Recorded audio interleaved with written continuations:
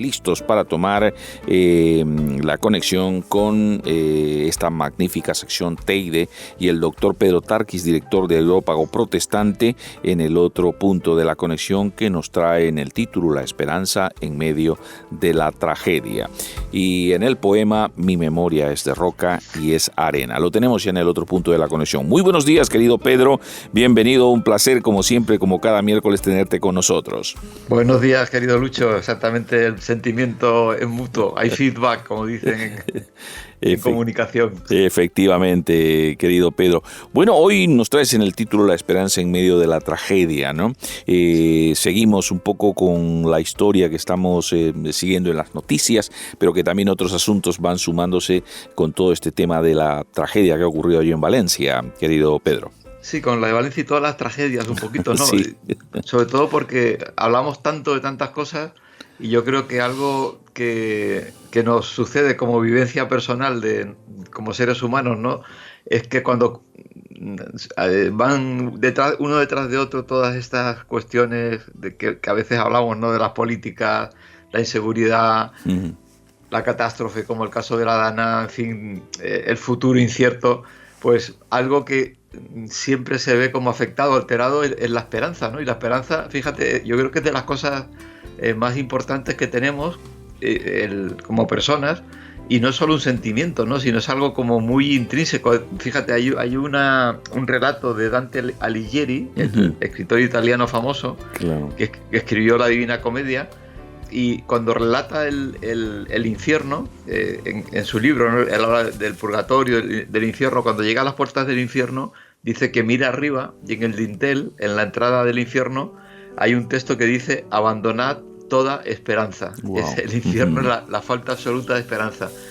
Y por eso digo que no solo un sentimiento, ¿no? Sino la esperanza es, como dice la palabra, esperar algo bueno, ¿no? Porque claro, esperar algo bueno no es esperanza, es más tragedia. Y eso yo creo que todos lo necesitamos, ¿no? Y todos hemos vivido situaciones personales, ¿no? A veces desde fuera por circunstancias, a veces por cosas que nos pasan, ¿no?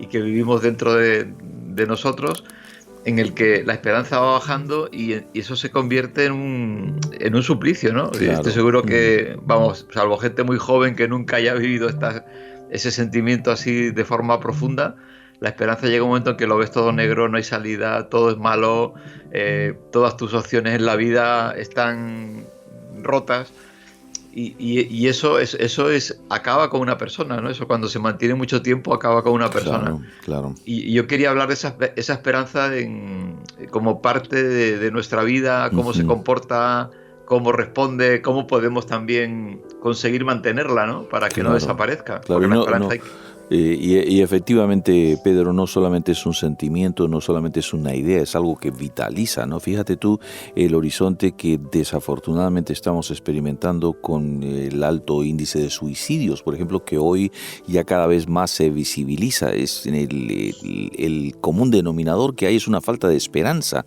precisamente, y que en alguna medida es una evidencia de cómo la sociedad lo que le falta es precisamente este elemento vitalizador de la esperanza, Pedro.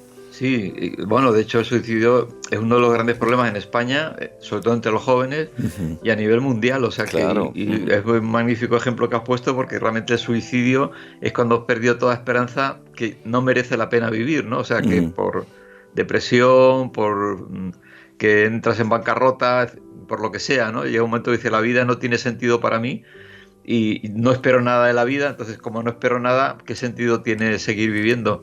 Y realmente ahí hay dos tipos de esperanza, podríamos decir, que son muy claras y muy distintas. Uno es cuando tenemos esperanza sin tener en cuenta a Dios, ¿no? Es decir, claro, que hay gente que tiene esperanza y dice: pues yo espero un mejor trabajo, yo espero que me vaya mejor, yo espero que con estos estudios un día consiga un buen empleo, comprar una casa, espero una novia, un novio.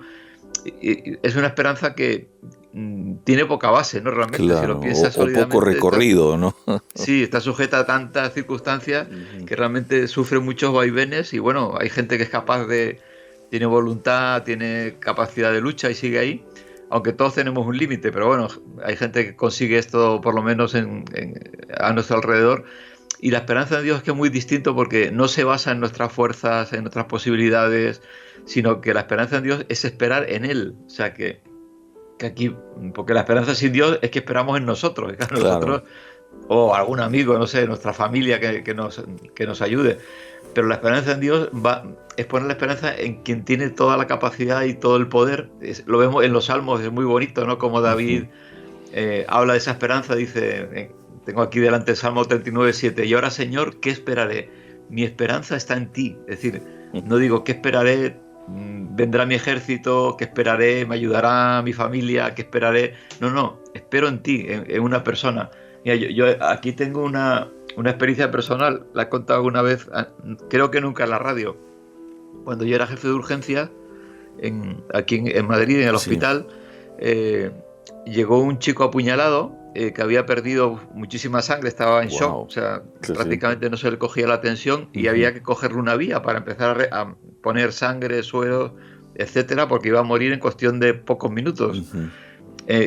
En esas circunstancias lo que se hace es que se coge una vena muy gruesa que va por debajo de la clavícula, que es la vena subclavia, porque es tan grande que ahí siempre hay algo de contenido de sangre y siempre es posible el introducir la aguja. Entonces le pusimos allí en la sala de boxes y al pinchar con los nervios que se moría, ¿qué tal? Me clavé la aguja. En el primer intento, después ya al segundo le pudimos poner todos los sueros, la sangre y sobrevivió el chico. Fíjate. Fue a la UCI y me llaman aproximadamente a las 3/4 de hora y me dice, oye, que el chico este es VIH. Entonces, y tú te habías pinchado con la aguja. Pinchado con una aguja gruesa y a fondo, vamos. Y con la sangre del chico. Entonces, claro, era la época en la que además empezaba el VIH, no había tratamiento ninguno. Claro, aquello era, digo, si he cogido SIDA, esto es una sentencia de muerte, ¿no? Y además con lenta y agonía y claro, a partir de ahí yo, claro, me hice un primer análisis que era negativo, como es lógico, hay que esperar, y iba repitiendo cada X meses, y yo cada vez que cogía el resultado del análisis era como una papeleta de examen, pero de examen de vas a morir o a vivir, ¿no? Como los Césares en el circo romano, ¿no? El lugar está para arriba o está para abajo. Y en el momento ese siempre me pone nervioso, ¿no? O sea, no voy a engañar a nadie, ¿no? Porque sabía que el resultado era definitivo pero decir que al final todos fueron negativos, gracias a Dios, ¿no? Cosa que tampoco era del todo seguro ni lo normal, porque ya digo, las posibilidades de haberme contagiado eran altas. Pero el tema era entre papeleta y papeleta, entre análisis y análisis, claro, por mi cabeza pasaban todo tipo de cosas. De ideas, De ideas. Y entonces yo ahí, el tema, ¿en qué esperaba yo? O sea, yo esperaba que fuera negativo los anticuerpos, pero tampoco lo sabía seguro, pero ahí puse este ejercicio, ¿no? Mi esperanza está en ti, Señor. Si fuera positivo, que ojalá que no, porque yo no sé cómo me darás las fuerzas para sobrellevarlo, ¿no? Y ahí sé que va a ser duro, pero te voy a tener a ti. Y si es negativo, porque tú me vas a dar paz en este tiempo para no estar angustiado por si fuera positivo. Y era un ejercicio continuo, ¿no? De realmente esperar en él, apoyarme en él, esperar en él. Y eso duró, bueno, porque te hacen análisis un año entero para asegurarse al 100%, que los primeros son los más importantes. Y ahí conseguí mantener, en esa esperanza conseguí la paz, ¿no? La paz de poder seguir haciendo mi vida, trabajar, dejar eso a un lado. Y yo creo que eso es aplicable a, por ejemplo, ahora mismo hablábamos del otro día, ¿no? En la Dana, Joel Foster, ¿no? Y más gente, ¿no? Pero Joel, por ser tan cercano, que es amigo, es el director de Evangelical Focus, que ha perdido el coche, en fin, se ha quedado no sin nada, pero vamos, ha perdido gran parte de su vida. Con poco, realmente, claro, el pobre. Pero él está testificando, ayudando a otros y transmitiéndole que a pesar de todo Dios está ahí en medio, que Jesús está en medio de esas circunstancias. Y esa esperanza a él le da fuerza. O sea, está pasándolo mal, el sentimiento no es positivo, pero el saber que Dios está ahí, que Dios te va a ayudar, que Dios te dará una salida y porque Dios te ama, eso hace que a pesar de todo el dolor o lo que estés viviendo, que son cosas negativas, te da fuerza y te da paz, ¿no? Y Él nos transmite esto. Y esto es precioso, ¿no? Esto Ujú. es algo que la gente que no tiene a Dios no tiene y es algo importantísimo el poder contar que Dios como persona, porque Él lo promete, ¿no? En su palabra, no solamente que nosotros se lo pidamos, sino que Dios mismo dice, yo soy tu esperanza, ¿no? Claro, claro, claro. Y aparte de eso, siempre nos está repitiendo, yo soy, no temáis, ¿no? Como los discípulos amedrentados al ver a un fantasma. Claro, no es equiparable lo que acabas de comentar en cuanto a tu experiencia, en cuanto a los discípulos en la barca, ¿no? Bueno, la cosa debió ser bastante fuerte. que, Yo que soy de isla y de mar, porque dice que he comenzaron vivido alguna a tormenta y te gritar, ¿no? seguro que se pasa fatal, ¿no? Cuando estás zarandeado por las olas de verdad, ¿no? Claro, y Jesús les dice en los dos casos que yo soy, no temáis, y qué lindo, porque eso no solamente es para los discípulos, sino también para nosotros. Y algo que a veces no valoramos es todo el proceso que internamente nuestro organismo está experimentando frente a una amenaza. Pedro, que eso tú sí lo conoces bastante bien, qué hormonas se disparan, en este caso, o, digamos, como el caso del cortisol, por ejemplo, en una amenaza real, porque inmediatamente, y te da tiempo para pensar en todas las realidades, ¿no? Por ejemplo, la esposa, la familia, las circunstancias, los temas que se van a dejar. Claro, porque si eso es fulminante e inmediato, tú ni te das cuenta de nada, ¿no? Pero en este caso sí, Pedro. Entonces Sí, eso realmente es un proceso interno de que todo aquel que tenga una esperanza basada en las fuerzas o las posibilidades nuestras, realmente su horizonte es muy corto, ¿no? sí, porque nos supera, ¿no? O sea, hay Claro. momentos, bueno, miramos para atrás el COVID, ¿no? Todo lo que pasó. O sea, hay Imagínate. momentos en que somos totalmente desbordados por las circunstancias, como nación o como persona, ¿no? Mm, Lo de las hormonas que decías, aunque es colateral, no tiene que ver mucho con la esperanza, pero es verdad que cuando estamos estresados, ¿no? Estresados claro. esa Hay tensión, una la alarma, esperanza nos trae claro. paz. Y cuando no hay paz, se produce cortisol, que es un mecanismo fisiológico de adaptación, porque eso nos produce, sube la tensión, acelera el corazón, los músculos están dispuestos a entrar en acción, es decir, en fin, una amenaza que surge, todos sabemos esa reacción, que el corazón se pone a 100 y eres capaz de correr lo que no has corrido en toda Claro, tu vida, claro, ¿no? claro. Pero cuando eso se mantiene mucho tiempo, el cortisol sigue elevado y empieza a tener efectos negativos sobre los órganos, ¿no? Y sobre el Eso. cerebro Ujú. y hace daño. Y Claro. vivimos en ese sentido, cuando vivimos o muy estresados, o sin esperanza, de una forma muy Mm, continua, mucho tiempo, eso afecta a nuestro cuerpo y nuestra mente, ¿no? También. Y hace daño. O sea, eso acaba haciendo mucho daño a la persona. Y por eso hay la enfermedad del siglo XXI en la que estamos, pues una de ellas es el estrés, ¿no? Porque claro. Ujú. no nos damos cuenta, más es como una mochila que nos van subiendo el peso poco a poco y no te das cuenta, al final llevas un peso enorme y ese peso, ya digo, con consecuencias a nivel del cuerpo sí que le afecta, Claro, ¿no? Y le afecta claro. mucho además. Ujú. Y lo complejo que es realmente neutralizar, digamos, ese cortisol que está en sangre, creo que durante 8 horas, esto tú lo debes saber mucho mejor, desde luego, y dice que es un compuesto inflamatorio si se mantiene en el tiempo. Imagínate Sí, todos los días realmente experimentando esa realidad sin poder neutralizar esa hormona, ¿no? que está funcionando en nosotros, porque sí, la sí, oxitocina parece que es el contrario, que es así que la neutraliza, ¿no?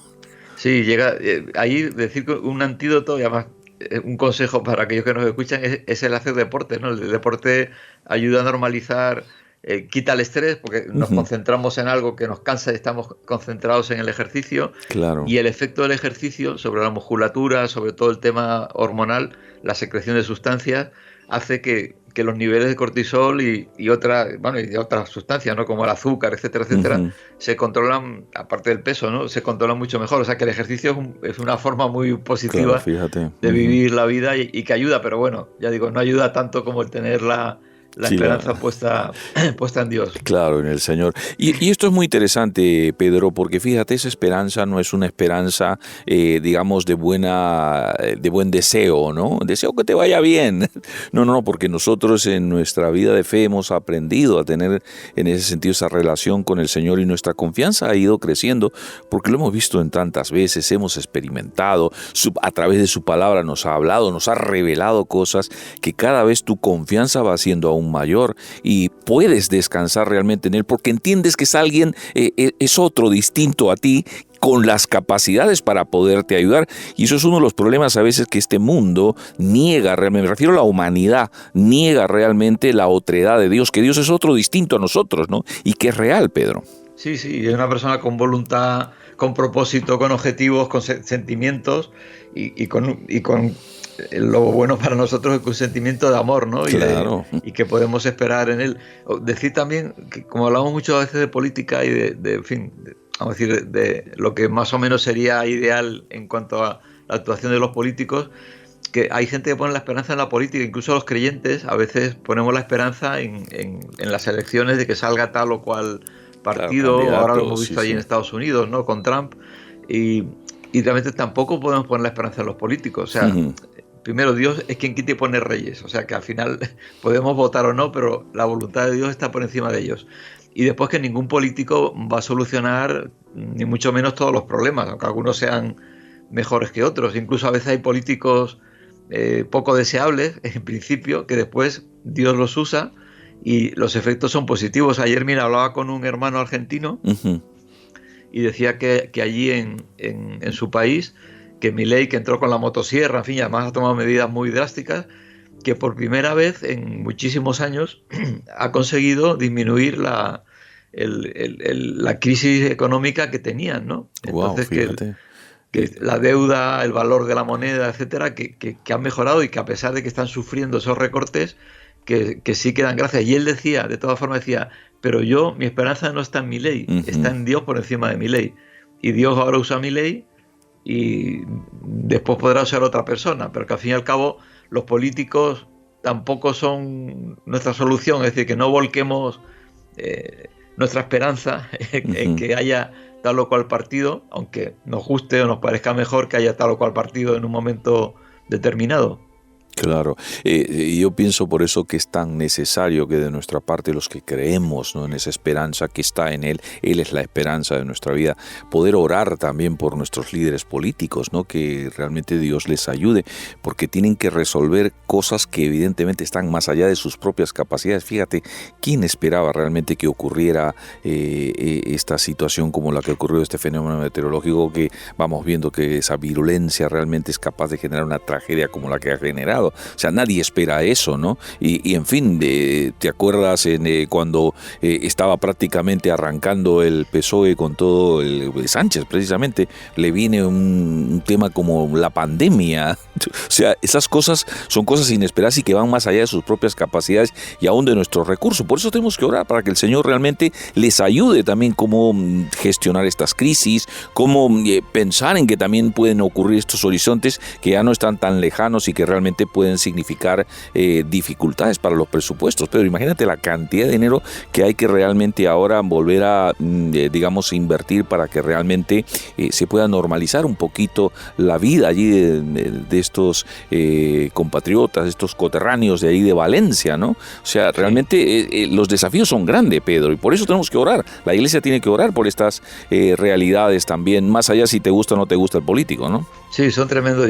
También estuve, hoy es miércoles, el lunes estuve en un encuentro de reflexión de diversos políticos sobre el tema de migración y todos coincidieron justo en lo que tú dices, es decir, que qué simplista son los discursos que se hacen en uno y otro sentido, ¿no? Claro. O sea, y qué complejo, de hecho empezaron ahí a desgranar todas las cuestiones, situaciones, diferencias de unos inmigrantes a otros, las necesidades que hay por un lado, por otro lado los graves problemas que causa, y llega un momento en que casi te pierdes, ¿no? O sea, claro. dices, bueno, y al final dentro de todo esto, ¿yo qué haría? Pues casi te quedas diciendo, pues no sé realmente cuál es la mejor solución, ¿no? Sí. Es verdad que la vida, nuestra propia vida como personas está llena de, a veces, decisiones en las que no tenemos del todo seguridad de que es lo mejor. Por eso ahí el esperar, el confiar en Dios, al final nos ayuda, ¿no? Claro. Yo miro para atrás y yo veo que en estas circunstancias, bueno, hay veces que está clarísimo, ¿no?, lo que es correcto,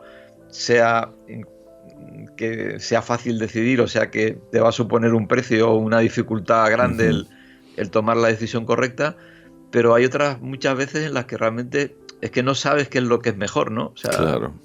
Sí. Y ahí, yo creo que ahí el el pedir a Dios dirección te ayuda, incluso aunque en el momento después de tomar la decisión no estés del todo seguro, pero yo miro para atrás y veo que realmente cuando yo confié en Dios, cuando yo descansé en Él y tomé las decisiones, incluso a veces ya digo sin estar 100% seguro, pero esperando que Dios me ayudara, que realmente Dios me ayudó, o sea, que esa decisión fue la buena, ¿no? O sea, fue la mejor. Claro, sin lugar a duda, y te permitió vivir la vida, porque el problema está en que ese horizonte prácticamente negro que vas a enfrentar te paraliza. Eso es lo primero que hace realmente una situación de esta naturaleza, ¿no? Sin embargo, la esperanza te permite continuar. Por eso es muy necesario realmente lo que tú bien señalas, y sobre todo en estos tiempos de grandes desafíos, nunca mejor dicho, ¿no? De grandes desafíos que tenemos que experimentar en todos los niveles, de que realmente pues podamos confiar en esa esperanza, y esa esperanza que en alguna medida es en este caso pues Dios, ¿no? Nuestro Señor Jesucristo, que está allí, que se compadece de nosotros, que nos mira desde lejos y nos ve realmente allí que estamos medio maltrechos, viniendo, como tuvo compasión de la multitud, querido Pedro, ¿no? Y realmente decidió no solamente darles esperanza, ve que Dios te bendiga, y no, sino que partió el pan, hizo un milagro sobrenatural, y realmente esa creación de pues más de 5,000 raciones que partieron, y que partió él y que realmente le repartió a la gente, a tal punto que le querían hacer reino. O sea, ese Dios es el capaz que es de poder suplirte en medio de esas tremendas dificultades. ¿Alguna cosita más para comentar, querido Pedro, o vamos al poema? No, simplemente decir que también que es interesante, Dios tiene esperanza en nosotros, es decir, que Él confía en que podamos, el futuro nuestro sea un futuro de bien, porque desea bendecirnos, pero que es su deseo desde el principio. Cuando creó a Adán y Eva, él es omnisciente, sabía que le iban a traicionar, que iban a ir por el camino equivocado, pero él a pesar de eso creó al ser humano. Él tiene esperanza en los discípulos, ¿no? Claro. O sea, uno le iba a traicionar, los otros 11 le iban a dejar, pero él tenía esperanza de que sus 3 años que pasó con ellos dieran un fruto y fueran personas distintas. Y Dios sigue teniendo esperanza en cada uno de nosotros. Que sea la persona que sea la que nos está escuchando, que le parezca que está hundida, que no vale nada, que a lo mejor su vida no tiene mucho sentido, que Dios sí tiene esperanza de que si confiamos en Él, Él va a darnos eso que necesitamos, ¿no? Y eso es muy bonito, ¿no? Que Dios tenga esperanza en nosotros cuando somos tan complicados y tan poco fiables, ¿no? Muchas veces, y sin embargo Él espera en nosotros.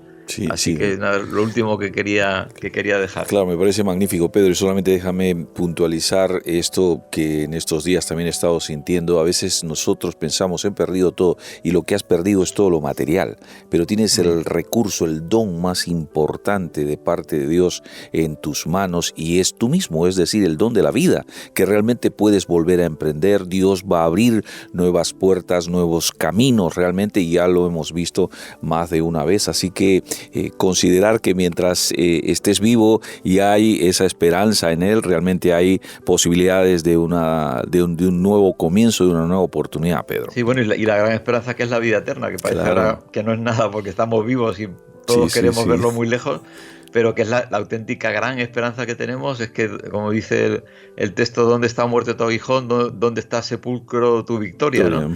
Claro. Y esa vida eterna también nos debe dar descanso, ¿no? Tenemos solucionada la eternidad, ¿no? Lo cual hace que podamos afrontar con mucha más paz y con mucha más tranquilidad todo lo que nos rodea. Efectivamente, lo mires por donde lo mires, realmente es beneficios tener esperanzas en Dios, y esa esperanza no nos avergüenza, y realmente Él es el fiel, como dice la propia Escritura, hablando de Abraham, dice que creyó en Dios de esperanza contra esperanza, ¿no? O sea, no sé, porque en él no podía esperar nada, porque era muy mayor, no podía tener un hijo, y sin embargo Dios esperó.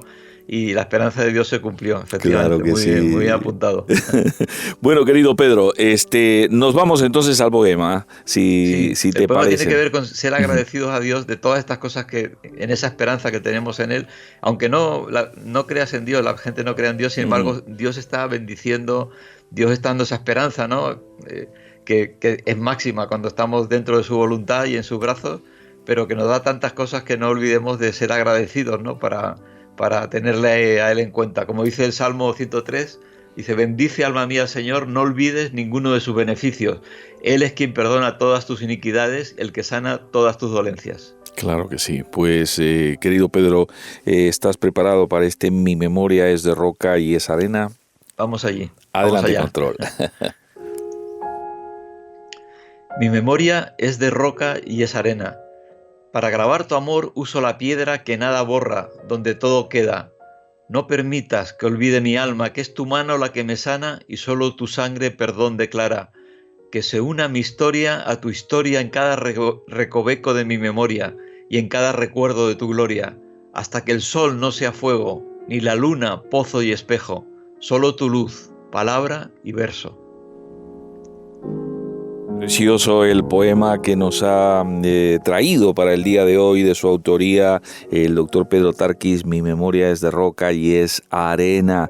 Querido Pedro, ¿cómo podemos llegar para poder leer más detenidamente y deleitarnos de este poema que nos has regalado en este día y bueno, y de los otros más que están también en esa publicación? Adelante, Pedro. Sí, en Protestante Digital está en la barra de opinión, bajando un poquito aparece, y ahí están las fotos de los autores con sus últimos artículos. Y no está la mía, aunque está publicado el poema, pero hay que ponerlo en portada y estará en breve ahí. Y a la vez que está el poema, pues está la sección donde pueden visitar también y leer todos los poemas anteriores. Pues estupendo, querido Pedro. Así que lo que ya quieras añadir a tu intervención, hermano.